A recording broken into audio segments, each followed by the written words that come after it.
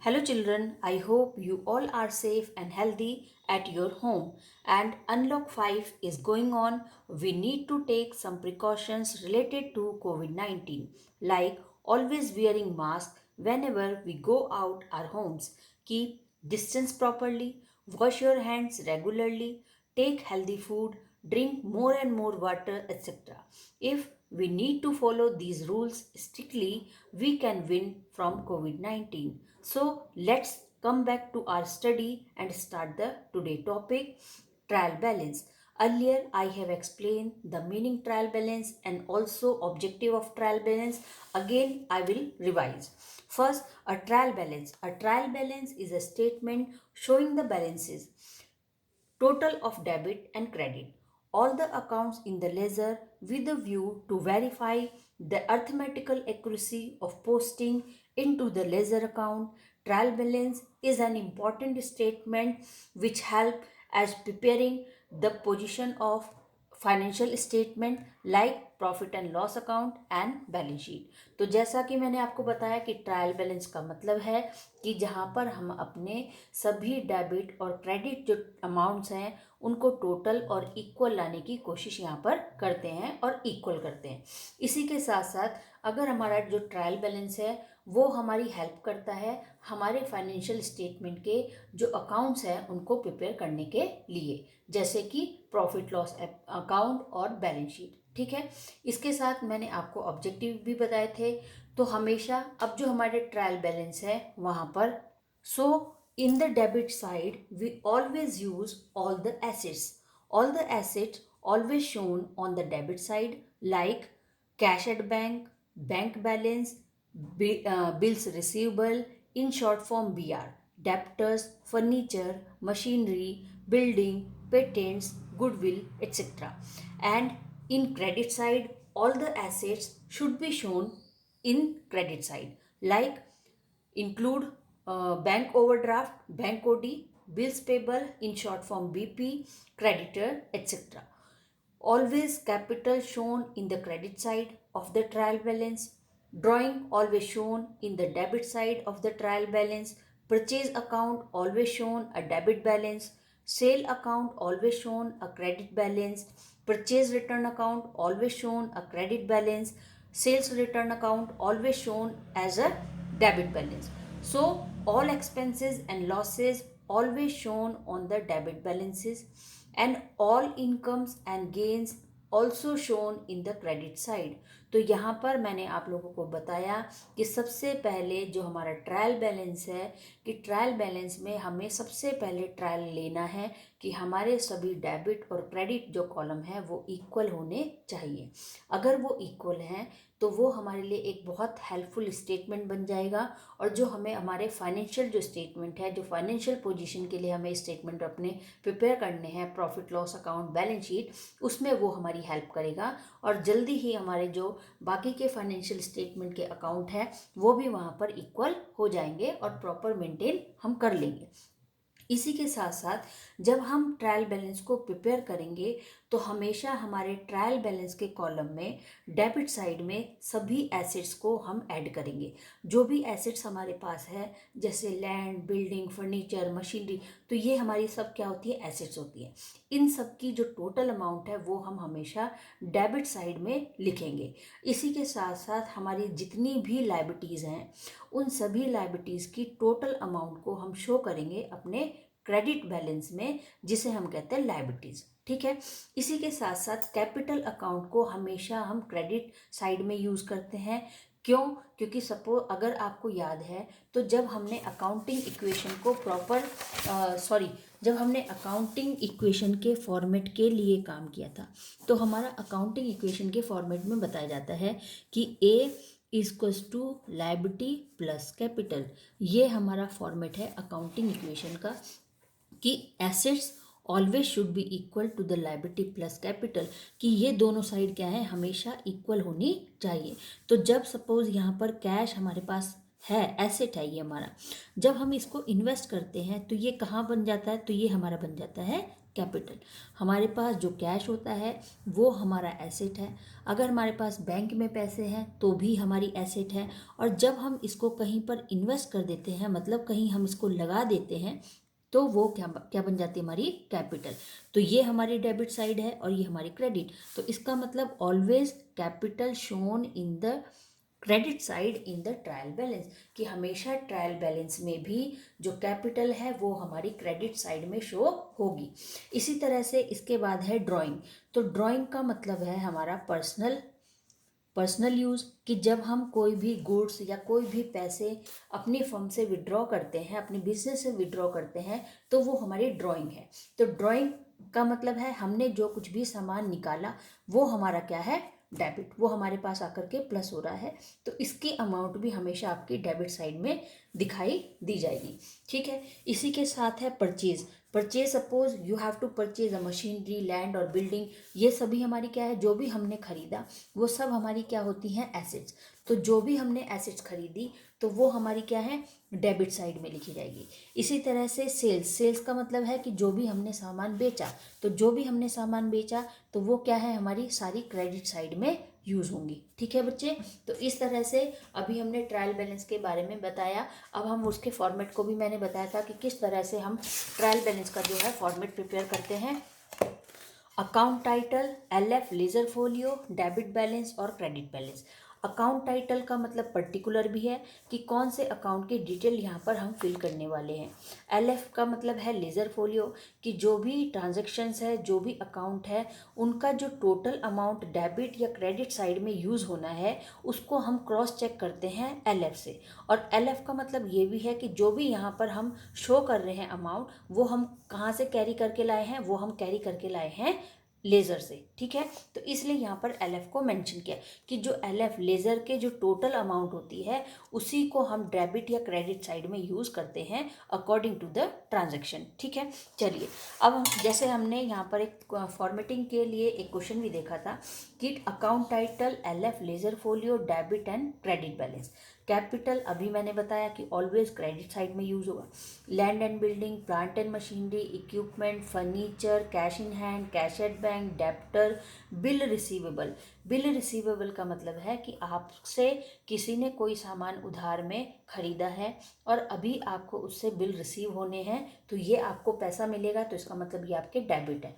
Stock of raw material, आपके पास जो भी सामान है प्रोडक्शन के लिए अभी रॉ मटेरियल में, वो आपका डेबिट है।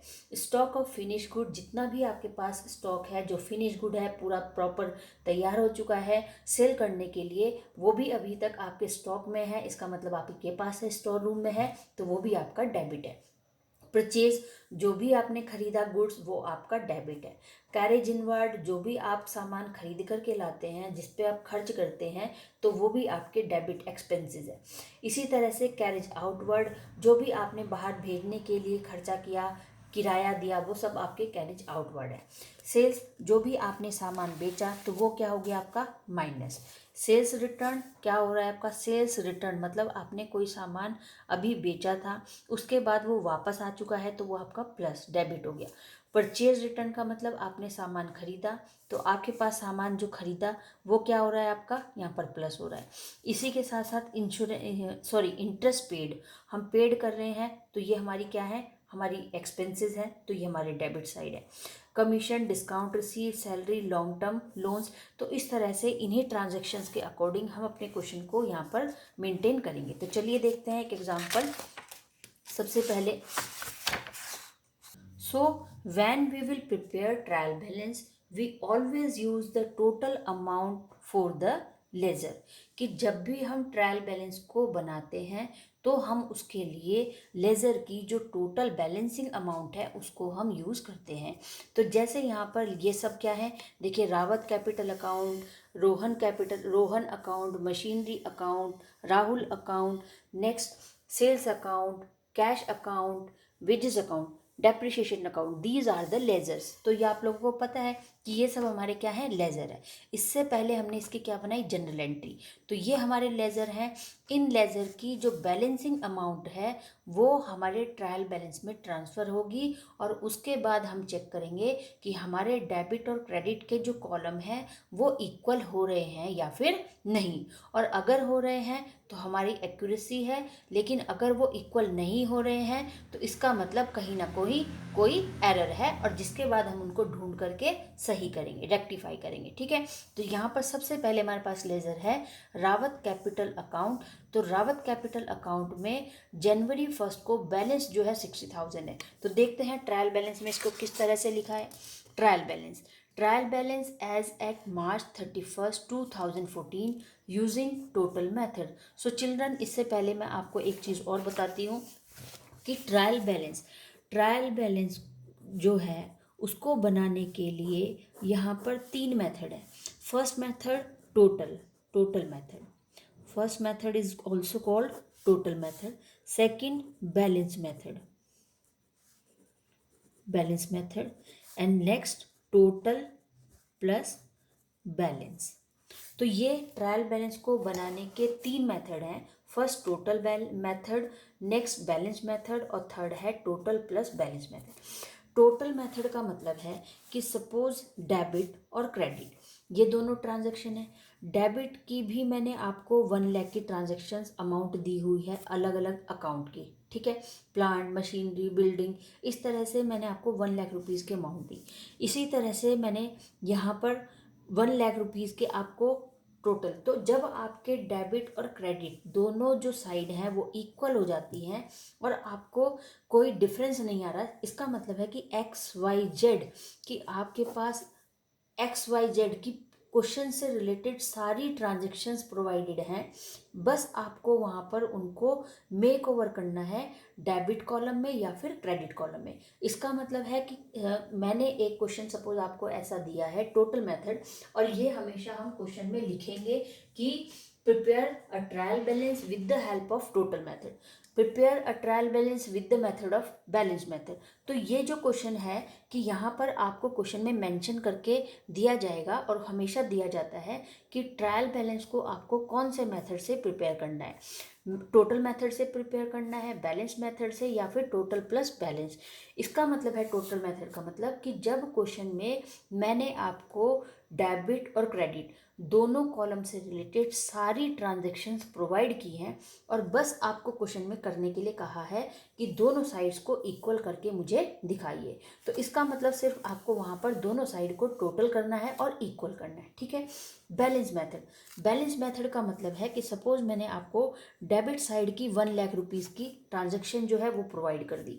इसी तरह से मैंने यहाँ पर क्रेडिट साइड की लेकिन आपको 80,000 की अमाउंट ही दी है और 20,000 की कोई अमाउंट ऐसी है जो मैंने आपको क्वेश्चन में नहीं दी। तो अब आपको क्या करना है कि बैलेंस, तो आपका यहाँ पर बैलेंस आ जाएगा। तो आपके पास क्वेश्चन में आएगा कि 20,000 रुपीज़ जो है वो बैलेंस है, इसका मतलब दोनों साइड जो है इक्वल नहीं हो रही है।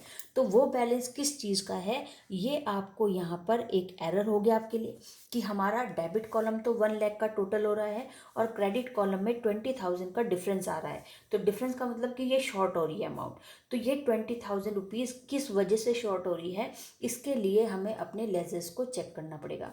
तो फर्स्ट तो यहाँ पर होता है कि सपोज ये 20,000 हो सकता है मैंने क्वेश्चन में कैपिटल नहीं दी, तो इसका मतलब हो सकता है ये 20,000 रुपीज़ कैपिटल हो सकता है कि क्वेश्चन में मैंने क्लोजिंग स्टॉक नहीं दिया, तो हो सकता है कि 20,000 किसकी हो, क्लोजिंग की। तो अगर सपोज इन दोनों में से कोई ऐसी एक ये ट्रांजैक्शन है और आपने यहाँ पर लिखा कि सपोज 20 था, यहाँ पर कैपिटल तो दी हुई है क्वेश्चन में और उसके बाद भी 20,000 का डिफरेंस आ रहा है, तो इसका मतलब ये हमारा क्लोजिंग स्टॉक है। तो यहाँ पर 20,000 लिखेंगे, क्लोजिंग स्टॉक 20,000, और अब ये हमारा बैलेंस हो जाएगा 1 लाख रुपये।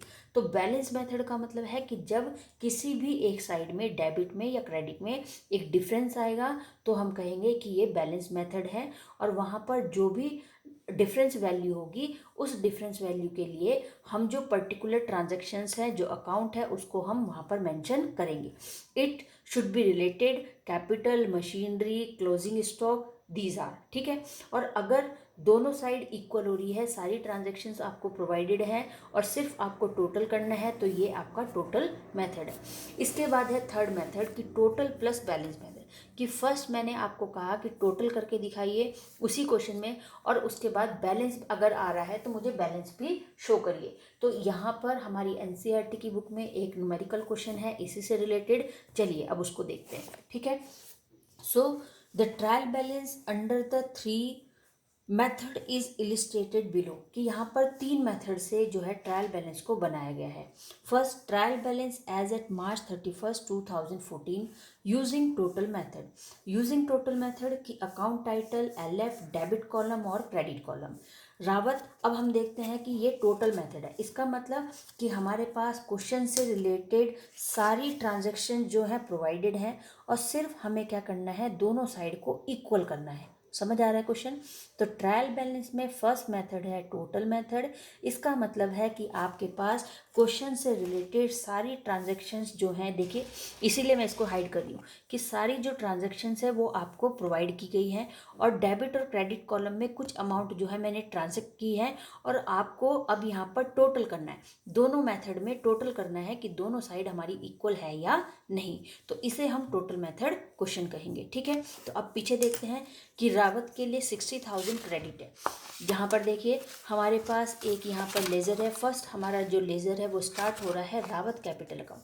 तो रावत कैपिटल अकाउंट के पास 1 जनवरी को बैलेंस बचा हुआ है 60,000, तो बैलेंस आ रहा है रावत का 60,000। तो जो लेज़र की टोटल अमाउंट है, बैलेंसिंग टोटल अमाउंट है, लास्ट मोमेंट पे 4 ट्रांजेक्शन यहाँ पे क्या है, ट्रांसफ़र की जाती है।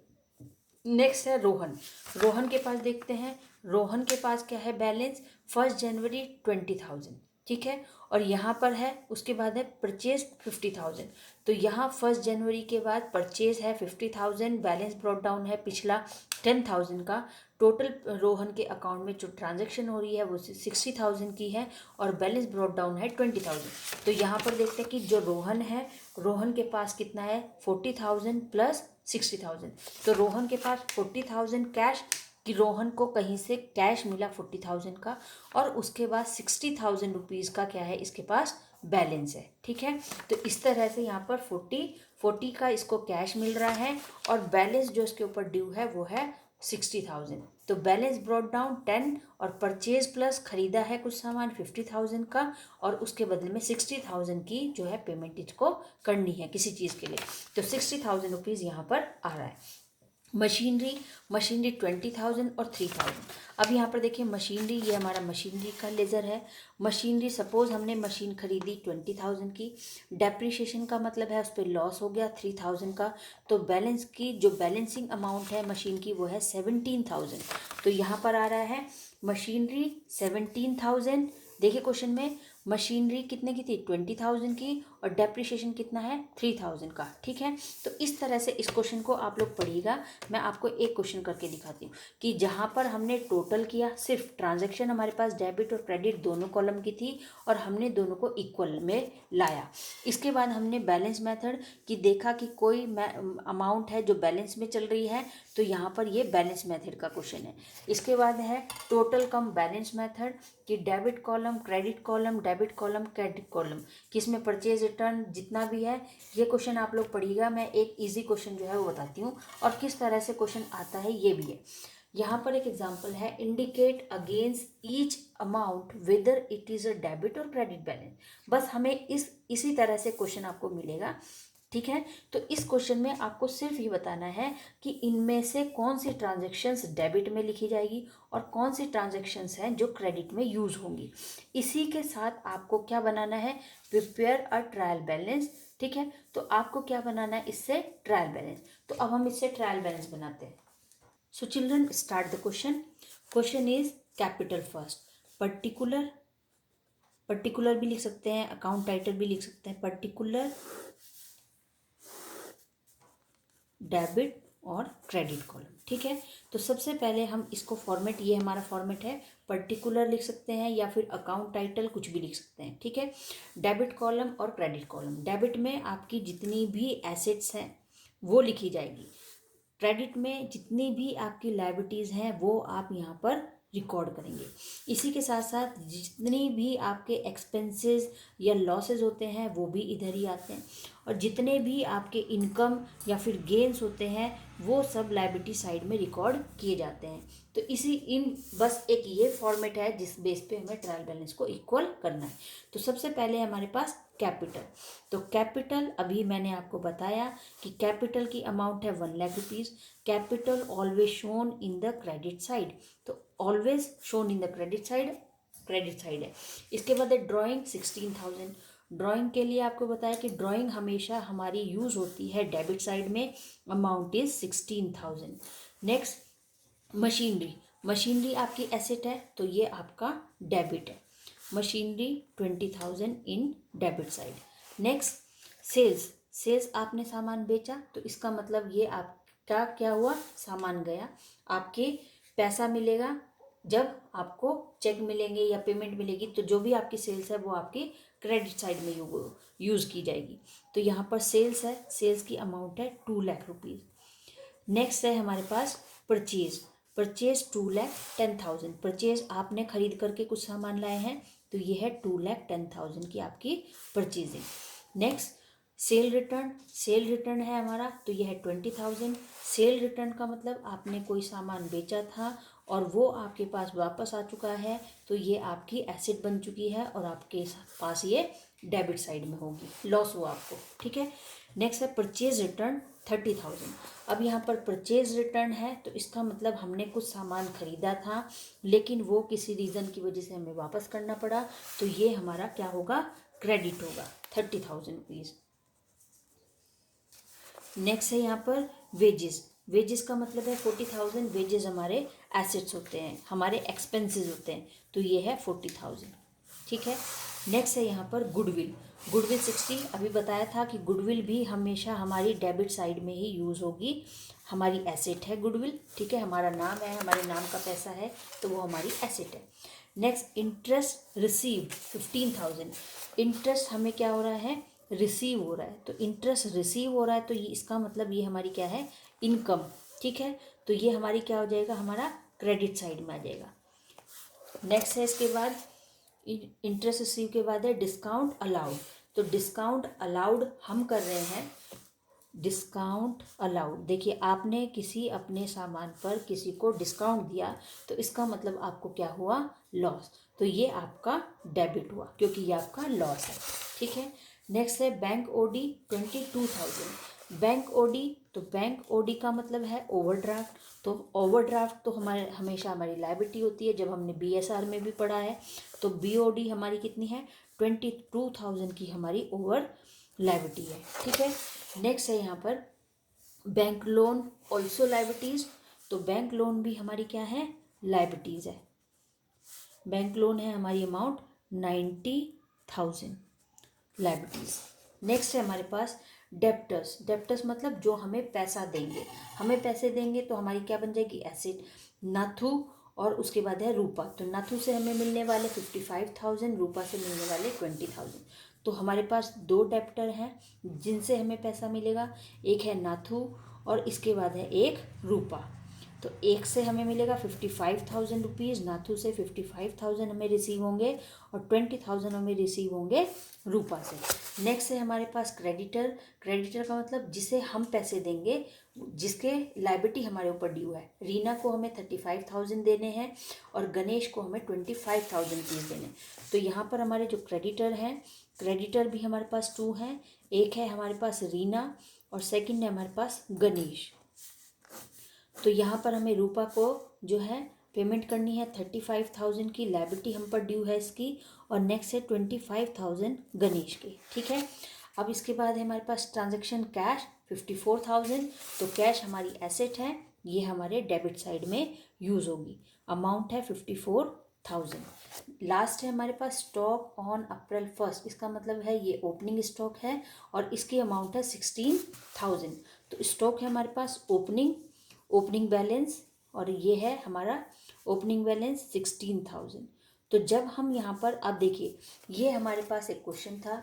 इस क्वेश्चन में हमें कहा गया था कि आपको सिर्फ क्या करना है कि indicate against each amount whether it is a debit और क्रेडिट बैलेंस, कि इनमें से आपको पहचानना है कि कौन से हमारी डेबिट बैलेंस है और कौन से हमारे क्रेडिट बैलेंस है, और उस बेस पर आपको एक ट्रायल बैलेंस जो है प्रिपेयर करना है। तो इसका मतलब हमने ये सारी transactions according to the question debit और क्रेडिट कॉलम में यूज़ की, और अब हमें यहाँ पर दोनों का क्या करना है, टोटल करना है। तो जब हम यहाँ पर इन दोनों का टोटल करेंगे तो दोनों साइड हमारी इक्वल आएंगी। ये है हमारा 5,17,000 और इधर भी हमारा टोटल है 5,17,000। तो ये हमारा जो क्वेश्चन है, this question is based on the total method, कि जहाँ पर हमारे पास क्वेश्चन में सारी ट्रांजेक्शन्स प्रोवाइड थी, लेकिन सिर्फ हमें क्या करना था, दोनों साइड को इक्वल करना था according to the debit column और according to the credit column. So children, I hope this question will be clear, and next video I will explain more question. So take care. Goodbye.